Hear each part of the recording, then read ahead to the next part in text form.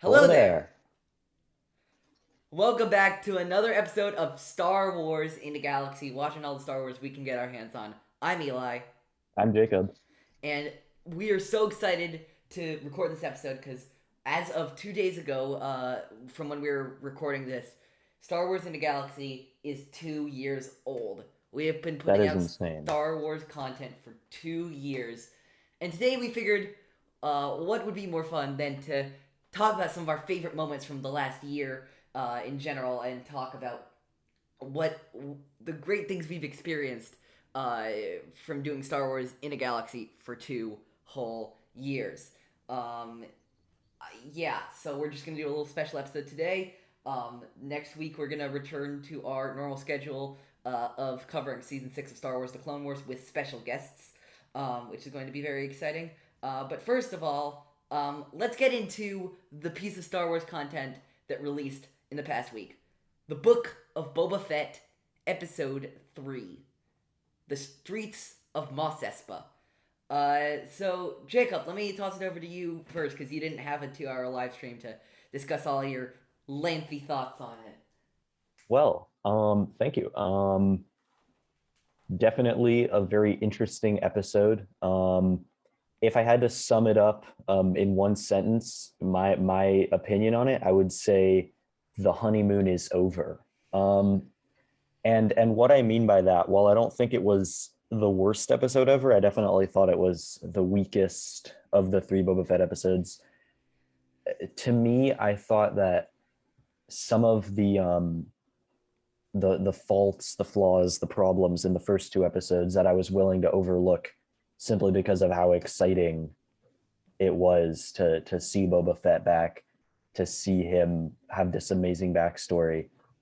I feel like some of those flaws that I was expecting to kind of dissipate didn't dissipate as much as I thought they would in terms of in terms of kind of the motivation, the character's motivation, just the choices, that kind of thing. I feel like they could have moved it more forward.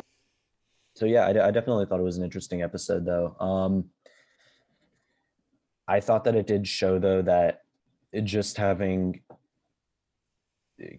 fan favorite characters, cool, charismatic lead roles, isn't enough to really, in my mind, sustain the show and keep it at the level that it was for the first two episodes for an entire season. I mean, what did you think about this episode in comparison to the first two? So we were talking about this when the episode came out. I agree with Jacob that it was the weakest of the three so far. However, I don't agree to the extent, I guess, that he thinks. Again, if you want my full and unrestrained thoughts, check out the Bombad Cast stream uh, where they brought on me and Connor from the Nerd Academy podcast and Michael from All Marinating Systems to talk at length about the third chapter of the Book of Boba Fett. But there was some stuff I really liked. There was some stuff that I was a little iffy on, um, and I think again with this show, it's all going to be about recontextualizing things because I appreciate one now. I appreciate Stranger in a Strange Land more now that I've seen the 2 and 3, and there are things about 2 I appreciate more now that I've seen 3. And I think once all 7 release, I think we're gonna look back at 3 and we're gonna be like, oh, that was planting that, and that's interesting, and it'll fit together with a larger story. So I think there's a bunch of stuff where I'm like, yeah, this is good, or yeah, this is not great. But there's a bunch of stuff where I'm like, yeah, this is just too early to judge. You know, Book of Boba, unlike The Mandalorian, seems to not be an episodic series. It seems to be, you know, about, as Jacob would call it, peeling back the layers of the Yeah, story. Every week we're getting new details of the overarching 2 stories. yeah, Um, and I actually really like that format. I wanted that for Star Wars for a long time. I did not realize we were going to be getting it in the Book of Boba Fett, but I'm enjoying that style. And I think, again, once we watch all 7, we're going to see contextual things in 3 and 2 and even 1 that we haven't seen before. Yeah, I hope you're right. I hope you're right because I feel like it worked for the first two episodes for me, but the two story thing didn't really work as well in my experience of watching it in this third episode. I think it's a good problem to have, but I feel like they've created such a compelling secondary story kind of with this flashback narrative that they're telling that it feels like they could devote so much time to it, and you end up wanting them to devote so much time to it that in my mind it doesn't quite get the breathing room that it deserves. But I don't know, just to talk about the episode in specific, um, I was a little bit disappointed. I felt like they kind of maybe jumped the shark a little bit with having Black Chrysanthemum come out and immediately try to assassinate Boba Fett. And now in this episode, it seems like he might be gone. You know, he ran back with the Huts, but Oh, actually, I think hopefully I'm wrong because I think I that would means love to he's see him here come to back. stay. You think Actually, he's here to stay? oh yeah, because Boba spared him, and I think that respect is gonna come back. And I don't know. For me, I just love that fight. The Black Chrysanthemum fight was like, it was I don't know. For me, it was so unexpected and so incredible to just see. You know, this is a guy who had a comic written about him 6 years ago, and now we're seeing him in a TV show. Like, what the heck is going on here? Yeah, Um, it's pretty amazing to see him come to the big screen. I don't want to deny that, but yeah, I thought they could have just built it up a little more. It felt just kind of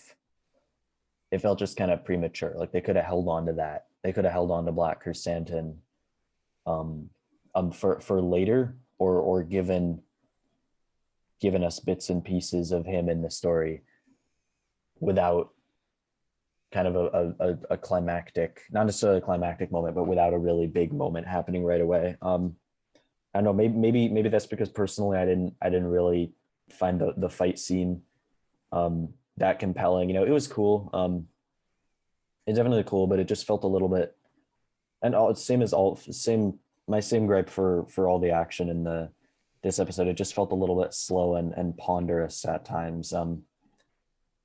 And yeah, it felt, I don't know. I'm worried because of this. I'm worried that Book of Boba Fett is going to fall into a similar trap as The Mandalorian, where it can feel really formulaic, like with the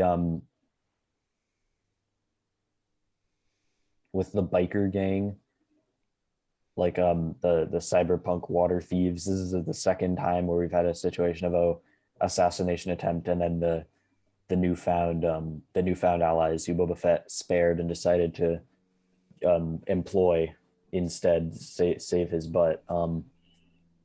So I don't know. I'm just I don't I was hoping that the show would kind of take some of the good aspects of the Mandalorian and leave behind some of the aspects that I didn't like. But I don't know. Maybe I just feel like this episode for me it wasn't a particularly encouraging sign of things to come. But we'll see. We'll see. You know, I'm still very much looking forward. I'm still very much looking forward to what comes next. I think Um, also we gotta acknowledge this. What was the creative staff behind this episode? Written by Jon Favreau, mhm. directed by Robert Rodriguez. Yeah, I'm not saying either of them are bad. I'm just saying we've seen a lot of their stuff before. yeah. So to kind of know a little bit of what we're gonna We know what get we're getting potentially. into. The last episode was directed by Steph Green, and everybody loved it. Why? Because she was a new voice to the conversation. I mean, not that's not the only reason, of course, but like Yeah, I think that's a contributing factor to it, and I think we're gonna get Kevin Tatcherone into the show. We're gonna get Bryce Dallas Howard into the show. We're gonna get more of Dave into the show, and I think that's gonna help with not having the story feel so formulaic and predictable. yeah, yeah. I think you're right. I didn't think personally. I didn't feel it. It didn't feel predictable to me, but yeah, for definitely it definitely felt I definitely felt the same nagging feeling that I felt for a good portion of the Mandalorian's episodes, in terms of feeling that it was too formulaic and just thinking, huh, feels like we've been here before pretty recently. What's with that? But what did you think of the I can't remember the name, but the cyborg. What did you think of the cyborg gang in this episode? Everybody's talking about this cyborg gang. Because that Everybody's yeah, that seems to talking. be the topic of discussion for ev- most people. Everybody on the internet seems to be like, "Oh, they don't belong in Star Wars and stuff." I'm like, okay, who made anybody judge and jury about what does and does not belong in Star Wars? First of all, I think that's um, something everyone can decide for themselves, and that's why some people like it and some people don't. yeah, but I think that like I don't know anything that people say is un-Star Wars. I think is just generally not the best take because Star Wars means so many different things to so many different people. Yeah, I think. Um, Yeah, sorry, go ahead. and I personally, so I know a lot of people are harping over the design. I didn't hate the design. I didn't really get bothered. I'm not. I wasn't really bothered by the design. It's really two things. It's the design, which some people are going nuts about, that I'm not crazy about, that I'm not like fussed about, and then there's that they go as slow as molasses, which is a technical limitation of the volume, and probably wasn't the best creatively designed, and probably felt a little bit tropey. Um, I know there's some people who appreciate it more than me, but I wasn't a huge fan of it. But I don't know. It didn't. It maybe it lasted a little bit too long, but the stuff. I feel like the stuff with the huts and the stuff with the Tatooine flashbacks and the stuff with the Rancor made up for the lacklusterness of the speeder bike chase. I think my problem with the cyberpunk biker gang, the cyborgs, wasn't so much. Although it was kind of my gut reaction was, oh wait, is this Star Wars? What's going on here? I think my issue is not that it's not Star Wars. I felt more so when I thought about it, went back, watched it again. I thought this doesn't feel like Tatooine. This doesn't feel like Book of Boba Fett. To me, it felt like Canto Bight. It felt like The Last Jedi.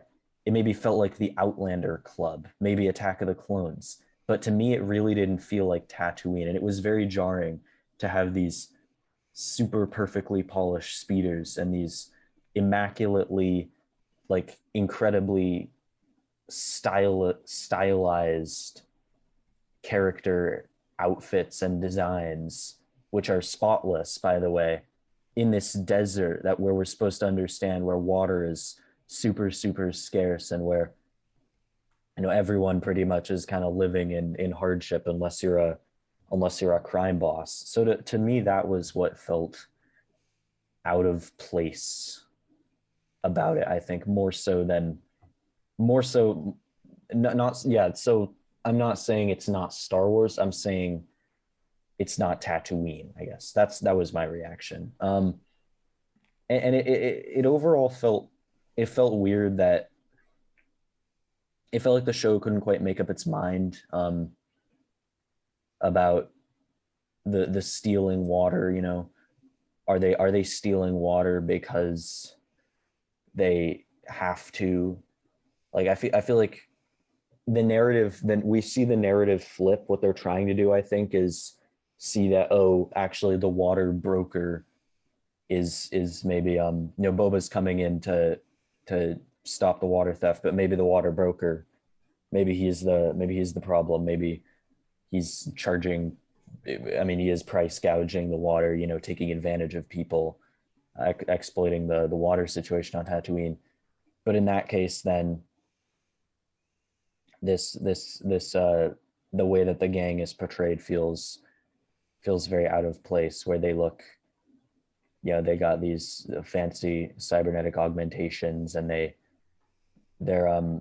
they're not exactly the ragtag group that you would you would think would be people on Tatooine who are stealing water to survive. So it's just a little bit, I don't know. It felt a little bit disjointed to me. I get that. My thing about the Book of Boba Fett, and I think sometimes people forget this. I'm not accusing you of doing this. I'm just saying, like, me included, I forget this.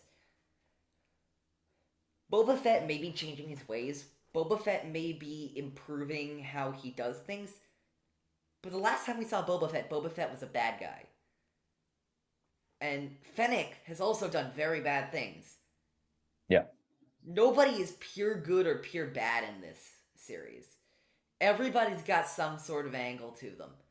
Includes the biker gang, includes the water vendor, includes, the mayor, includes the Hutts, includes the Pikes, includes everybody. And the trick about this series, I think, is going to be discovering exactly where these people stand because we don't really know. But Yeah. like I feel like just because we're seeing it from Boba's perspective and because Boba's the protagonist, that we automatically assume Boba's good when that's not really the case. Because he's saying like, oh, I intend to I tend to rule with intend to roll respect, with respect. and Yeah. he's like but he's still a tyrannical leader. Yeah. Like in He some is ways, still like ultimately choosing to be a crime lord. yeah, He's choosing to be the daimyo of Tatooine. there are ways that he's being better and reforming Jabba and Fortuna's stuff, but there are Yeah. ways in which he isn't. So like, I think Yeah. that's a little bit interesting. But So you anyway, so is your so what are you what you're saying? Are you saying like maybe Boba's reaction to this gang, which seems more like a bunch of snobby rich teenagers with too much time on their hands or something, rather than like a bunch of hard scrabble, people trying to survive. You're saying that his decision to employ them and kind of flip off the the water broker. You think that's not really a referendum on the morality of it, but it's just Boba being Boba. Is that what you're saying? more or less, I'm not saying I'm Yeah. saying I believe that absolutely. I'm saying that like, you know, we do have to consider moralities in this, but that doesn't exclude Boba in this. You know what I Yeah. mean? Boba has his own agendas, and Boba has his own Yeah. ideas of what he wants to do, and he treats the Pikes and he treats the Hutts with more respect than uh uh than they deserved. But he takes over Bib Fortuna in the form in formerly Jabba's palace, and he just shoots him. Like it's Yeah. and he wants to ride a Rancor, which is cool, but it's also like a bit tyrannical. I'm just saying that Boba is not a knight in shining armor, Yeah. and I'm not criticizing Boba. I like that. I like that this is a complex, morally hazy character because I feel like that's where this show thrives. But yeah. Anyway, let's get into the actual Star Wars in a Galaxy retrospective. We've done so many incredible things over the last year. In our second year, 2021, and the beginning of 2022. Uh, Jacob, you want to start us off with with one of your favorite memories? I didn't put mine in any specific order. Did you? Yeah, me neither. No, no, Okay. no Yeah. specific order. Yeah. I But will for my also favorite say, memories, by the, sorry, go ahead. but sorry, I will say this too. By the way, we are going to mention guests. If we did not mention a specific guest, if you are one of the guests of ours who we did not mention, we still appreciated so much having every single guest on our show. We appreciate every listen. We appreciate all of it. I We were mean, just yeah. limiting the list to five, so we just picked five. I mean, it's funny that you would mention that because the first item on my list was actually a bit of a rule bender, where I said every guest that we had on our podcast. I think that would have to be my favorite moment. Every single guest, every person who came on had something to say, collaborated with us. Man, I don't know. I hope I don't miss any here. Brian and Emma, Thomas Harper, the entire crew from Project Stardust, everyone who came on then, Devore, Meg, Alden Diaz, Maggie Lovett, Nessa from Project Stardust, everyone who just came on, you guys are the best. You made it such a fun experience this year. We had so much fun in those episodes. Those are always the ones that I look forward to the most. Just getting to put ourselves out there, meet some new faces, some new perspectives, and collaborate and have a good time. And that really made it special this year. That really made this a very special experience for me. Cosign from me, absolutely everything. I do want to just mention, not to shade Brian from Pink Milk because he's incredible. That was Mark that we had on. Mark? Oh shoot. Yeah, but no, I got it. We're good. I got the names wrong. Dang it. But no, Brian's incredible. But all of them from Pink Milk are great. But I absolutely agree.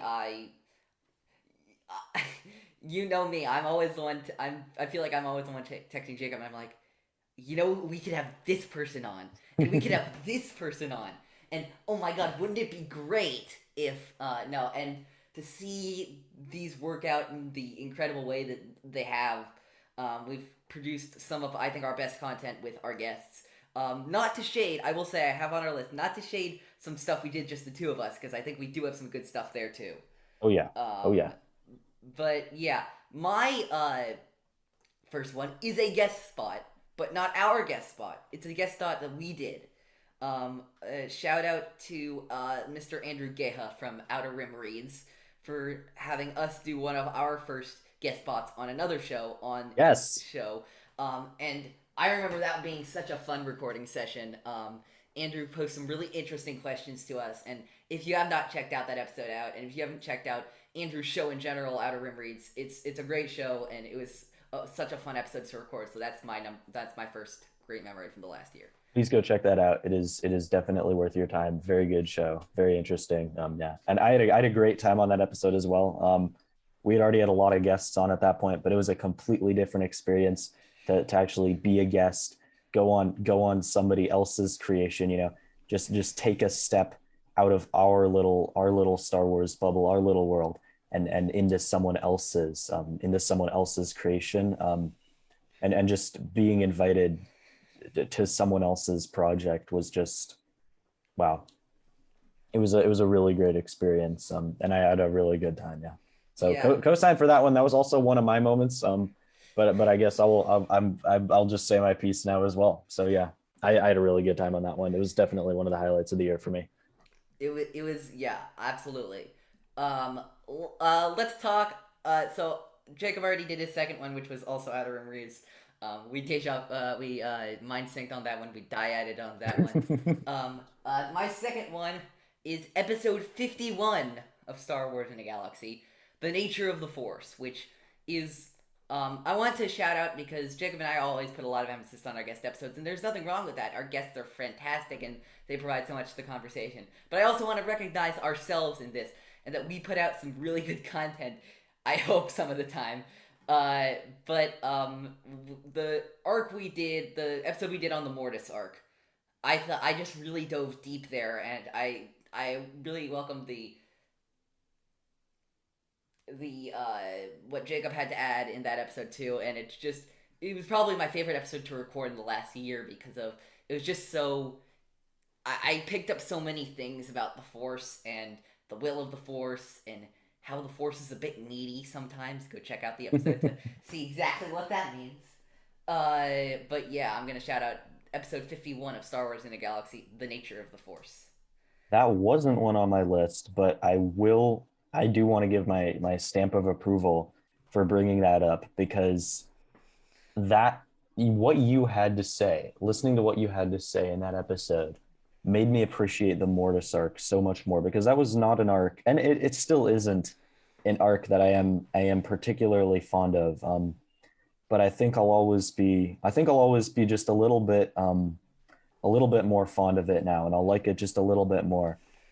Because of everything that you said, Eli, and because of the experience of recording and chatting about that with you on our podcast.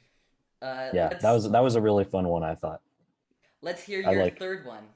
My third episode was my third moment the Clone Wars bracket stream. Oh my god, that was my third. Really? Wow. Yeah. Okay. So I We mean, gotta talk about it. We yeah, gotta. I mean, Rebels another was great joint too, but one. Clone Wars is where it began. Yeah, Clone Wars was where it began. A lot of fun. It took a long time. I was not expecting It it. did. I didn't Although I either. maybe we should have. Yeah. Wrong Jedi won. A very worthy winner. A very worthy winner That indeed. and that I actually that want to go back scoundrel and Andrew Geha pulled it out yeah, again. and I actually want to go back and look at the list of the list of the nominees and the list of I want to go back and actually look at the bracket and see how it turned out because I had a really good time on that, you know, just vibing with everybody on a stream, on a live stream. So much fun, so many different creators coming together to Yeah. speak their minds about the Clone Wars was just so much fun. And it was a really cool concept, and I definitely think we should possibly do more brackets in the future. I don't So, I wouldn't mind that at all. no. So we Jacob and I came up with the idea of this bracket stream, and so we did the Clone Wars and Rebels, and then I did the one solo. I wish Jacob could have been there with all of the great people about just the best scenes from Star Wars. That was in December. Um, the number one idea that comes up in my brain constantly for this show is bracket stream. We should do this bracket stream. We should do this bracket stream. We should do this one. We should do this one. The bracket stream, I think, is maybe one of our most successful ventures on Star Wars in a Galaxy, and this is where it all began. And this is where Big Sad came into the In a Galaxy lexicon. This is where like the upset of the brackets came in. If any of you watched the last stream, the Shmigon upset from the Star Wars scene one, or like the or me moaning about the deserter getting far enough, or it would we have all of these fun little, and then Andrew playing both sides of the table. It's just so much fun, and you will be seeing. I mean, Jacob said he wanted to do it, so we'll figure it out between the two of us and between our guests. You will be seeing more bracket streams from Star Wars in a Galaxy in the next year. I already have a template of one, like, marginally planned out. I hope our guests will agree. I want to do it. If you noticed, there is one Star Wars television show, main Star Wars television show, that we have not done a bracket stream on. I'm not going to say which one it is because everybody knows which one it is. And yes, I really want to do that. You want to go ahead with your fourth? Yes. Another bracket stream. The Rebels bracket stream was another one of my favorite moments from this year. That spawned one of my favorite moments that Eli uses as a gift from time to time, where I said, what did I say? I said, you know, who wants Rebels to end? And I pleaded with people to not acknowledge the fact that Rebels had ended. And maybe if we all just pretend hard enough, maybe we can pretend that Rebels hasn't and ended. maybe if we can all pretend hard enough, maybe we can pretend that the ending of Rebels episode did not win the entire bracket. Yes, maybe, because that was not one of my episodes, unfortunately. Oh, But yeah, another really truly ironic that of the two of us, we've had 3 bracket streams, and at least one of us has been there for all of them, and we have won exactly 0 times between the two of us. But go figure. yeah, go figure. When we stack the deck against Andrew, as we totally do every single time. Sorry, when we stack the deck for Andrew, as we do absolutely every single time. What can you expect? Yeah. I mean, I don't know. Can you really blame him though? He's just a menace. He's a menace in those type of situations. What Andrew Gay has. Someone call the Coruscant underworld police. Come get Andrew. I mean, he's Someone come get Andrew. Creating galactic empires over there. Like what? Don't trust that guy. Yeah, I'm definitely gonna have the Coruscant guard on speed dial the next time we invite him on for a bracket stream. Definitely. Yeah, absolutely. The Rebels stream was a lot of fun. It wasn't on my list because just wanted to do the Clone Wars one and move on. Because I had so much fun. yeah, I had to put it on the list though. yeah. For me, Number too much 4 for fun. me, Episode 57 of Star Wars in a Galaxy, Tragedy on Umbara with Oh Nessa. yes. I will say Oh this. yes. It's kind of my version of what you said about Mortis, which was very nice, thank you. You and Nessa both got me to appreciate Umbara a little bit more, even though I was basically snoring through the first 2 episodes of that arc. But it was that it's a 2 hour and 12 minute episode, edited. Wow. Yeah. Um, That's got to be a record. we had a lot to say. Let's That's just got say to be a that record. we had a lot to say. Jacob and Nessa had a lot to say. I had a lot to say about how dark it was. Like literally, you could not see a single damn thing. But it was. We recorded that in I think April, and we put it out. We were doing a lot of pre-recording at the time. We put it out in July. Um, and I don't think I actually told poor Nessa that we had delayed it several months, which was my bad. And I Oh, totally should have done. Um, sorry about that, Nessa. But it was an incredible episode. It was an episode that we'd scheduled with them tentatively from a season 1 episode we were doing. It was nice to see the circle complete and all that kind of stuff.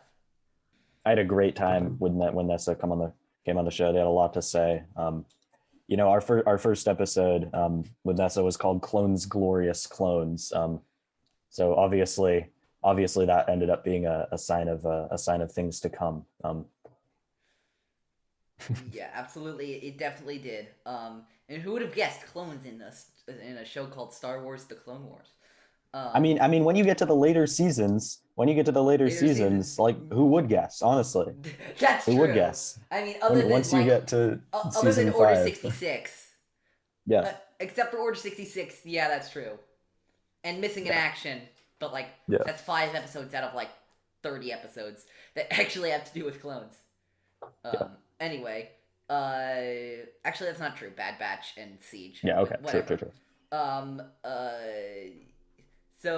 what is your number 5? My number 5 is. Let me check on the number. My number 5 is episode 67, regular episode 67, A Lot of Pain, where we talk about Ahsoka Tano's arc, her final arc of the Clone Wars, or at least her final arc of the original Clone Wars, where she leaves the Jedi Order. Now, the reason that I think that is such a momentous occasion is because way back in January 2021, only a year ago, feels like several. I'm going to be honest. It feels like at least 3. Our first anniversary, our 1-year anniversary in a Galaxy episode, was actually discussing the Storm over Ryloth arc, the Battle of Ryloth arc, and the Storm over Ryloth in particular. That episode is a really big moment for Ahsoka. So that just got me thinking about how far we've come through the Clone Wars in 2021, and it's been really cool to to see just how far we've gotten, because sometimes in the thick of it feels like it's never going to end, but when you really think about it, it's amazing. I think the ground we've covered, the topics that we've covered in the Clone Wars, how much I've learned and how much my appreciation for the show has grown over this past year. So that's why it's my 5th moment. Yeah, so let me point out to you something which is kind of wild. You're gonna think this is crazy. We put out around an hour and 20 minutes regarding the Storm over Ryloth arc, right? That was a Yes. year ago. Yes. We put out 2.5 hours of content regarding the Ahsoka trial arc with our episode with the actual arc and with our episode with Thomas Harper. Wow. Well, So it definitely deserves that time. yeah, It definitely deserves that's our that time. evolution. My number 5 is a sleeper pick, but I think is maybe one of the best episodes of In a Galaxy to ever be released, frankly. Ooh, interesting. The tier list episode. Oh, the I tier cannot tell list you episode. how on the fly this episode was. Jacob and I planned this episode like maybe less than we planned any episode, but the amount it worked, but the amount we had fun with it, but the amount Yeah. we kind of vibed with that episode was kind of crazy. And this episode is the fourth most listened to episode of Star Wars in a Galaxy. At some point, at one point, it was the most listened to. I think it like probably a month after it was released, it was the most listened to, which is kind of crazy for an episode we basically just kind of like. Again, it's not like Heart and Love wasn't put into the episode because it was, because Yeah. we were just having fun, absolutely arguing over where Mace Windu and Kylo Ren should be constantly. I But remember that, it yes. was just us screaming for 2 hours about where certain Jedi and Sith should be. We got to do a sequel to that episode. The thing that bewilders me the most about that and why it was at one point the most listened to of any of our episodes is we're an audio only podcast That's true. talking about tier lists, a visual medium. That definitely that definitely took me by surprise. But yeah, I had fun with that. It You're reminds me right, of that's when on definitely our a first. sleeper pick. It reminds me of when we were talking with Devore on our first episode with him. He's like, "So my Bounty Hunter episode, the episode about an obscure 2002 Star Wars video game, is like my second most viewed episode right now. I don't know why, but it just is. It reminds me of that, like a tier list episode that we made in like 2 hours, and was edited very lightly. Yeah, that's our fourth most listened to episode, which is crazy. Jacob, if you had to say one thing that you were really looking forward to about doing in Star Wars in a Galaxy in the year 2022, what would that be? Wait, can you say that one more time? I'm a little confused what you mean. If you had one thing you wanted to do in the next year, either like a sequel to an episode we've done, or a new thing, or whatever it is, or to have a guest on, or whatever, what do you want to do in the next year of Star Wars in a Galaxy? I am looking forward to, and I don't want this to sound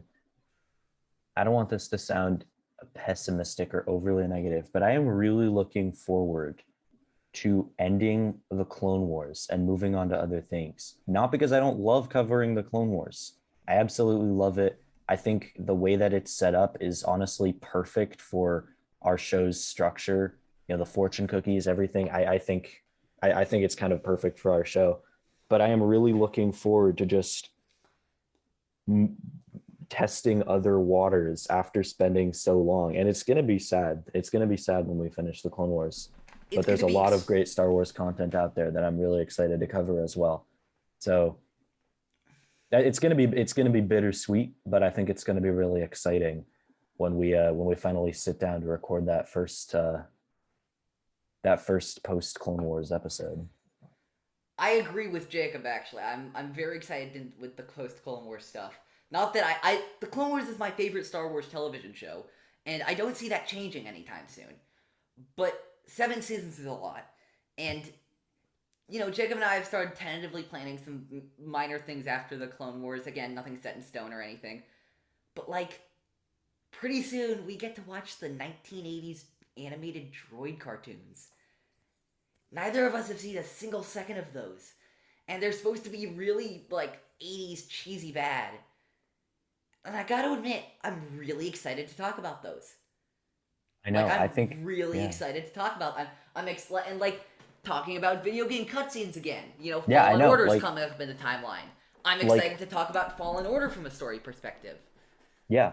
I feel like as much as I love the Clone Wars, I think I might be starting to be feel pretty ready to move on, to be honest with you. And that's cool because we're in Yeah. season 6 and we have like We're five, close. 6 episodes We're close. to go.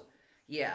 And by the way, it's gonna end sooner in a different way than you think because soon we're gonna be blending animation with live action because Ooh. Siege of Mandalore takes place during the events of Revenge of the Sith. Wow. So That's gonna be very interesting. yeah, so we'll watch Siege and Sith at the same time. and we'll, because there are scenes in Siege of Mandalore that are also in Revenge of the Sith.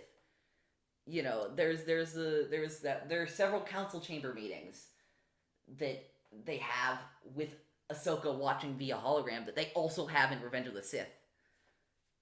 Um, and it's a crazy thing. But yeah, I'm looking forward to that. I'm looking forward. I gotta say, I'm gonna be very cryptic, but Laura and Alice are not the last guests we scheduled, and I'm very excited for them next week. But I'm also very excited for some other guests we've scheduled, and some guests that we can have on, and the guests that we will have on. 2020. If you thought 2021 was a good year for guests, and it was, just wait.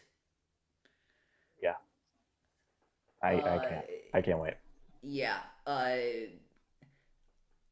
Okay. Are we ready to get on to one quarter portion? Yes, Everyone's but we favorite part don't. of Star Wars in the galaxy, and we love it so much on this anniversary. It's not a quarter; it's a whole portion. It's a whole It's portion. a whole portion. A We're whole doing portion. Finally. all four today. We're doing all four portions today because we wanted to, in celebration of Two the second years. anniversary of 2 years.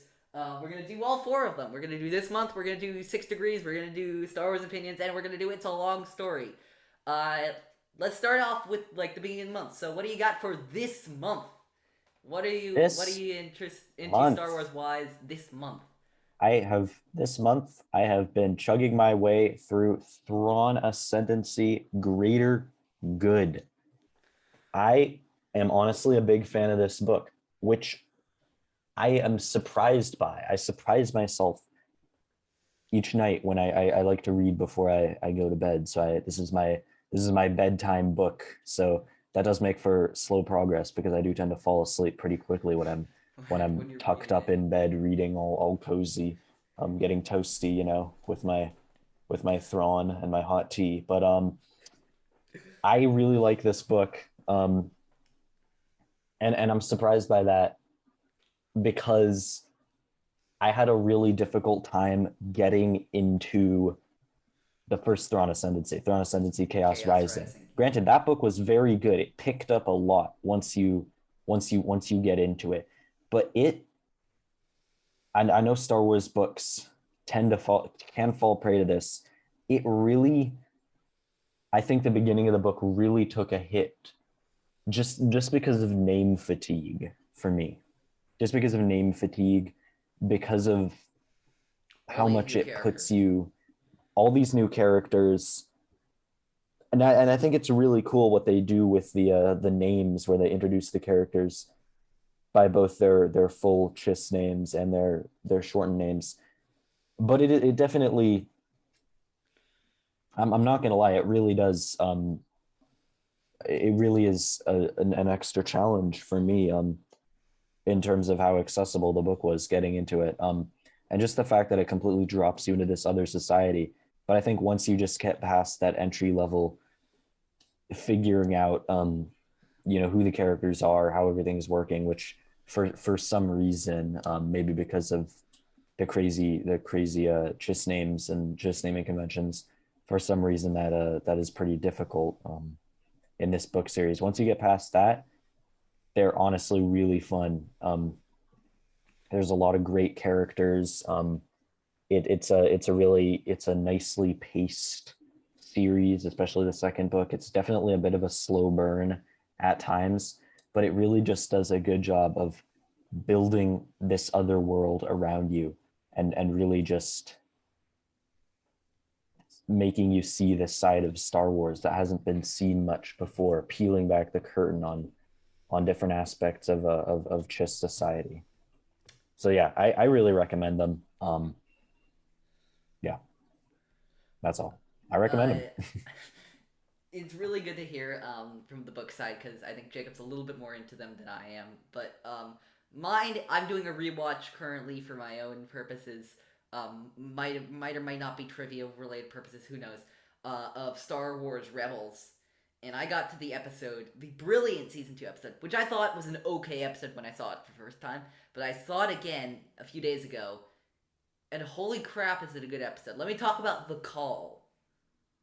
The Call is a banger of an episode. It's so beautiful, and the connections that Ezra forms with the Purgils, which eventually save everybody's ass in the finale. Never call anything filler again, Star Wars fans, because space whales exist. Um, but it's like the conservationist spirit of the episode. The we see a lot of themes and parallels around respect in this episode, and respecting habitats and respecting environments and respecting culture. And I don't know what it was. I just really appreciated the dynamics of the characters and the settings and the themes in The Call. So rewatch The Call. Yeah, absolutely. Season two of Rebel. I almost said the Clone Wars by mistake. I mean, also the Clone Wars, but season two of Rebels is just really special to me. It's one of those. It's just one of those seasons. It's just one of those bits of Star Wars that I just really love, and I just feel, you just have certain things that you just feel personally connected to in Star Wars a little bit more than other people, a little bit more than other media that you've watched. That's definitely one of those for me. So I appreciate your appreciation. Yeah, I forgot how good those were. Let's do some 6 degrees. Why don't we? You got two of them? 6 degrees. Yes, I do. Let's do it. Okay. Go ahead. All right, Eli, could you connect for me within 6 degrees? This may be the new this may be the new Zam Wessel Zam Wessel, because I can't seem to I can't seem to come to a conclusion on how to pronounce That's it. this person. But could you connect for me Dr. Afra or Afra and Dr. Evazan? Okay, so first of all, I'm pretty sure it's Afra. Do you think it's Afra? Okay. Second of all, they have a direct interaction in the Doctor Afra comic. Wait, seriously? Yeah. Bro, I completely forgot. No. Oh no.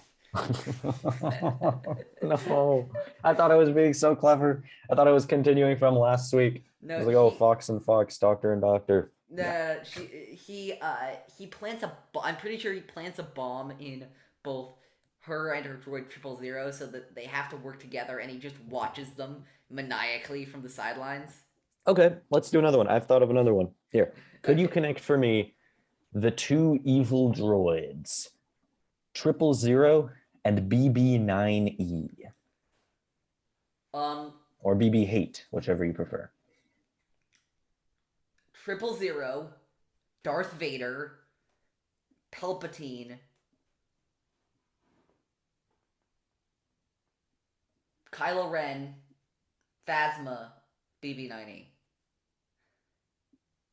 Nice. Yeah, that was a hard one, Nicely but good done. one. Yeah. Thank you. Okay, for mine, let's talk about Madame Garsa Flip from the Book of Boba Fett and Kylo Ren. From the Book of Boba Fett? The Garsa? Twilight Woman, the Twilight Woman who owned the Oh, I bar, thought I Garsa got the Fwip. names confused. I thought you were talking about the Trandoshan from the Bad Batch. No, no, no, Garsa Fwip and sorry, what did you say? Second? no. Kylo Ren. Wait, Garsa were you Fwip. talking about Sid from the Yeah, I Bad was Batch? talking about Sid. Oh my Fwip gosh, sounded Sid like is actually Sid. in my second 6 degrees. Weirdly Oh enough. gosh. Oh wow. Forced dyad. Forced dyad, Dyad. anybody? Yeah. Anyway, but Okay. Garsa Flip and Garsa Kylo Fwip. Ren. Manifold color. Okay, so I'm gonna have to go Whip to Fett, I think. I think that's the one Oh first wait, I just step. realized something. Okay, never mind. Fett to Princess Leia, and then Leia. Oh, I guess Leia to Han to Kylo, because technically, I guess we could say maybe when he became But Kylo like, Ren, he kind of come ran on. off and didn't really, yeah. But Okay. Boba and Leia, I mean, Empire Strikes Back, they Or definitely, yeah, they or definitely met. Frank. There are a couple things. First of all, Boba and Han Oh yeah, true, that I just true. realized. And You second do of all, that. I was going Boba Luke. My mind flashed to Boba and Luke. Boba Oh, Luke Kylo. But yeah, any of the yeah. original trio can work. Go ahead with your second one. All right. Could you connect for me, please? QTKT of the D Squad and D-O from The Rise of Skywalker. QTKT, R2D2, BB8, DO. Nice. Nicely done. Um, my next one, Sid from the Bad Batch, and Mr. Window War himself, Bulio from The Rise of Skywalker. Sid Bulio. and Bulio. You may have to remind me who Bulio is. He's the guy who goes, Window War. Did they receive the information about Hux at the beginning of the film, being a spy? Not Hux, but there being a spy in the First Order from the guy. And then Kylo puts his head on the table. The Avician, Bulio, voiced by Mark Hamill. He's First Order? No. He's an information broker who gives information to the Resistance. It loads up in R2D2. Poe and Finn load it up at the very beginning of the movie. Let me look this guy up real quick just to see what he looks like. How can we ever thank you? Window War. Oh, when they're loading up the Falcon. Yeah. Oh, okay. Bulio. Wait, who is it to? Sid. Right. Gosh, I got so confused thinking about it. Just trying to remember who Bulio was. Somehow I forgot. Window War. Okay. Bulio. Poe. Leia. Oh, I just thought of one. Oh crud! Wait, Bad Batch.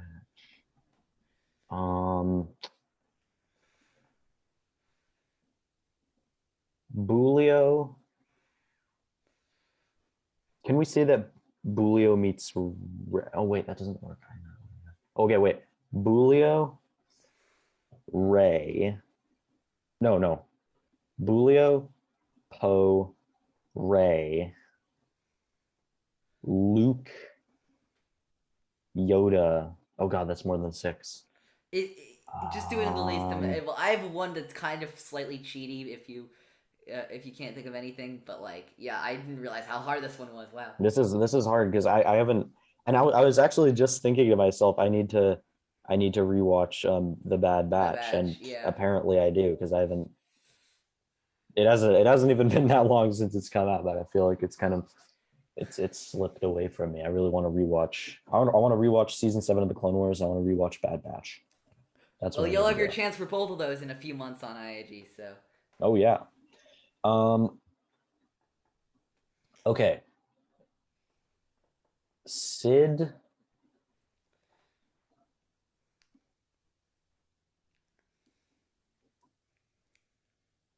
Sid Omega Nala Se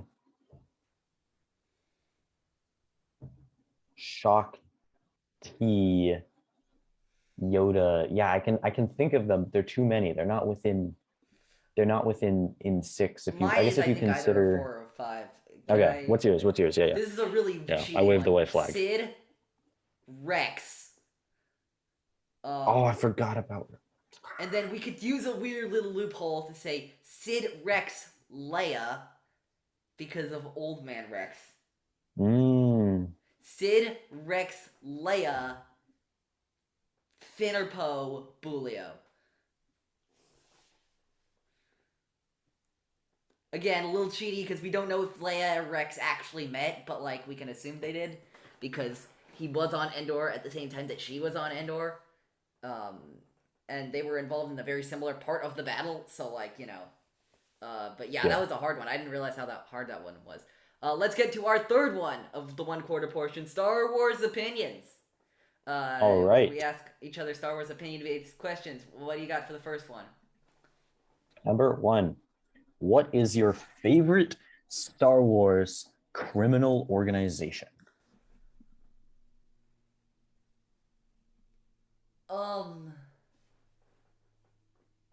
Just because of what we don't know about them, I gotta say Crimson Dawn right now. They're very curious to me. Oh, actually, no. Sorry. Scratch that. The Cloud Riders. Oh. Enfys Nest and her gang. Of course. Cloud Riders. Duh. Good choice. Very 100%. good choice. Yeah.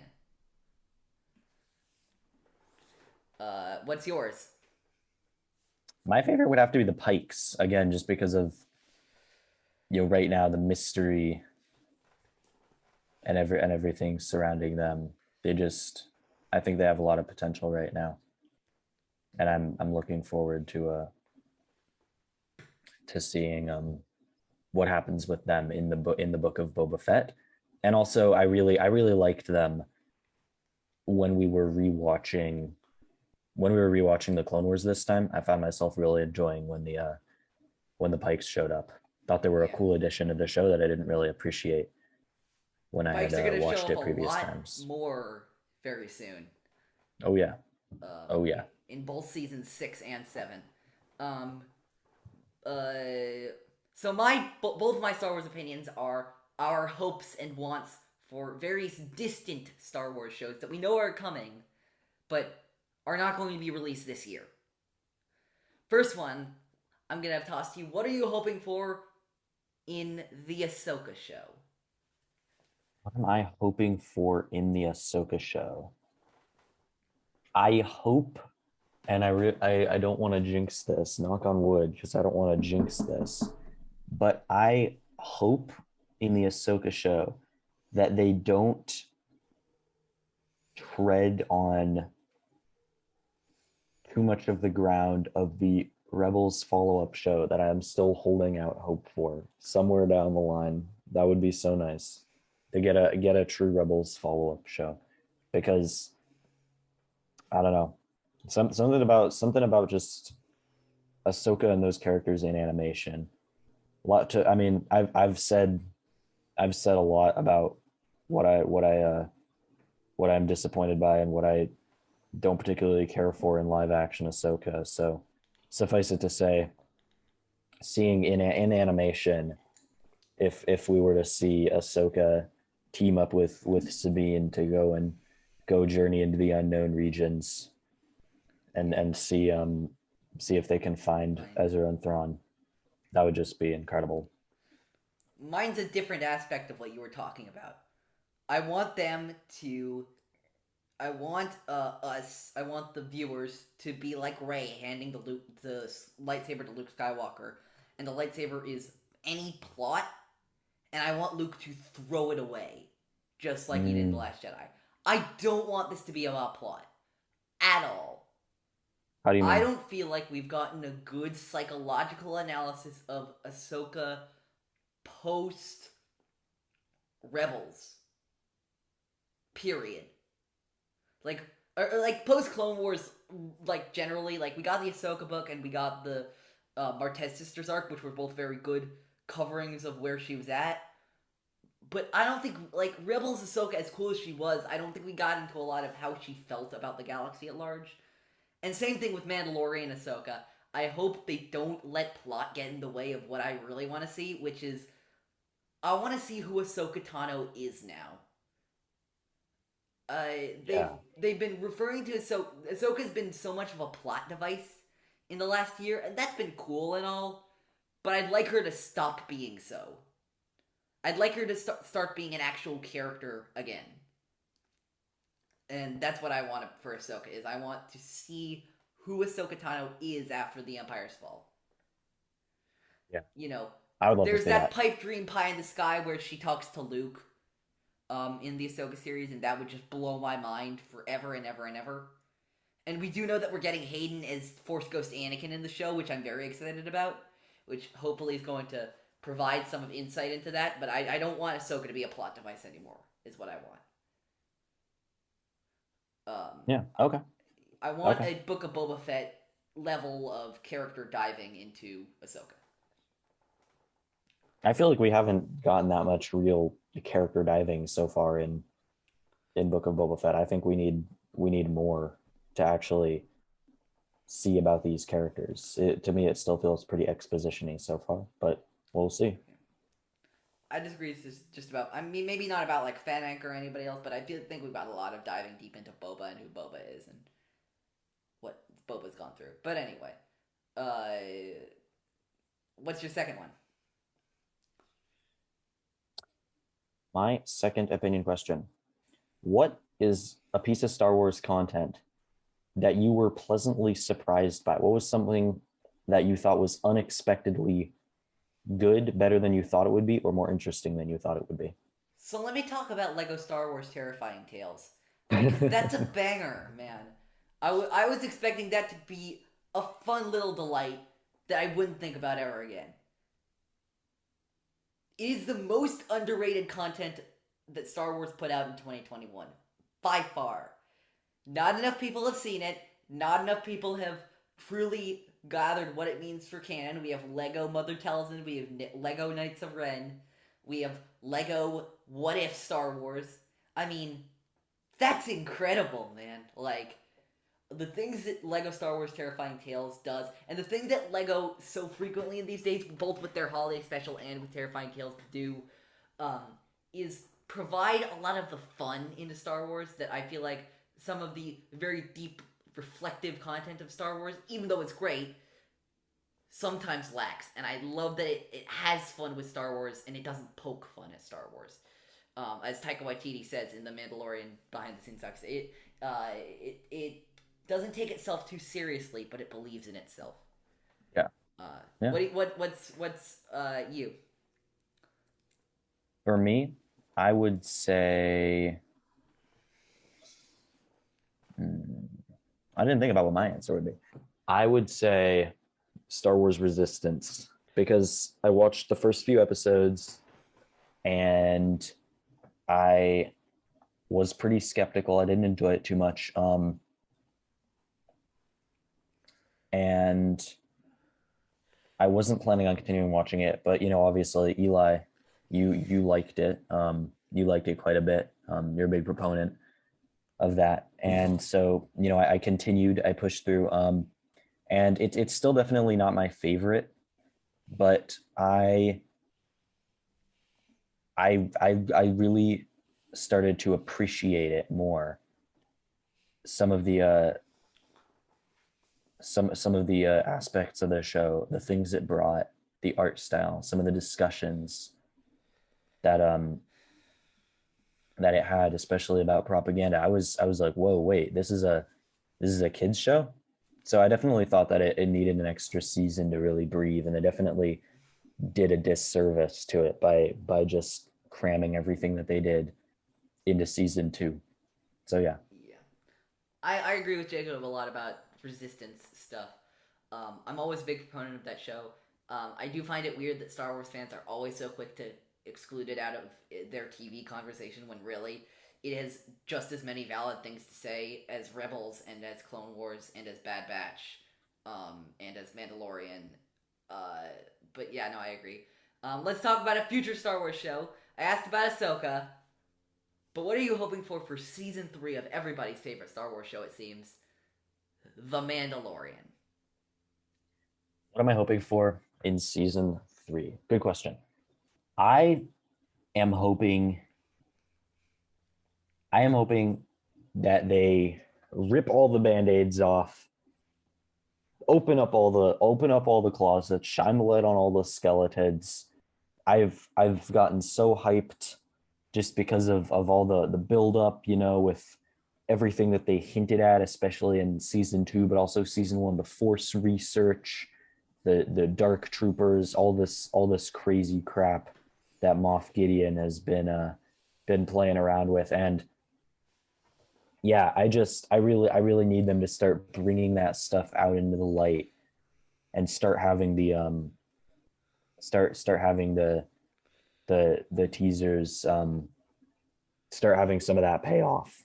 I really need that from season three of The Mandalorian, and I think if they do that right, if they continue to build up on some things while kind of giving us some really good satisfying payoff where we really get to see some crazy stuff, then I think it has the potential to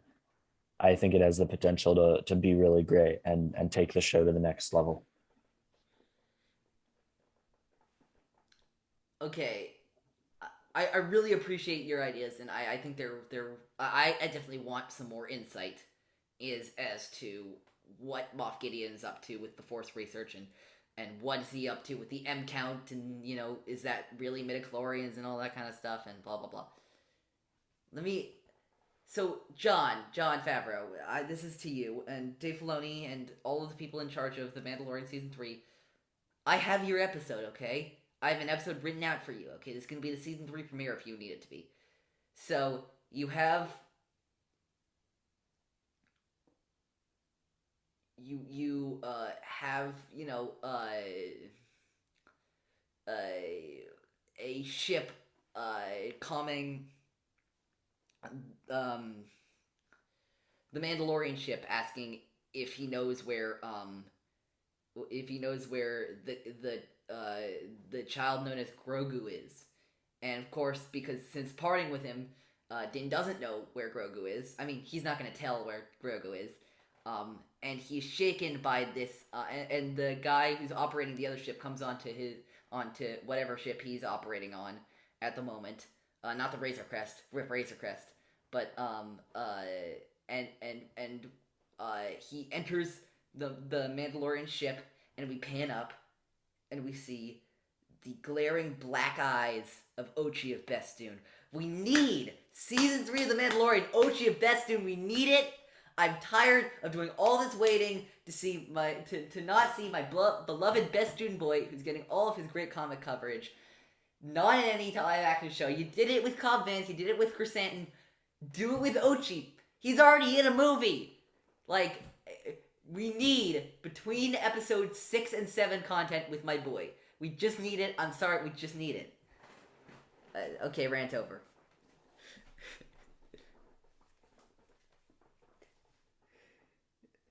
So yeah, now that that's done, we should do a long story, right? Yes, we should follow up a long story with a long story. Absolutely. So, you want to go first, or should I? Go ahead. It's a long story, by the way, is where we summarize Star Wars badly to each other and see if we can guess what it is. Yes. All right. A group of criminals kidnap an orphan, then abandon him during a prison breakout. Later, they take him to destroy property in a commercial mining operation. That's that's episode 1 of Star Wars Rebels. Yes, it is. Bingo. Yes. Oh my Bingo. God. I'm very pleased with myself over that one. Good job. That was a good one. Okay.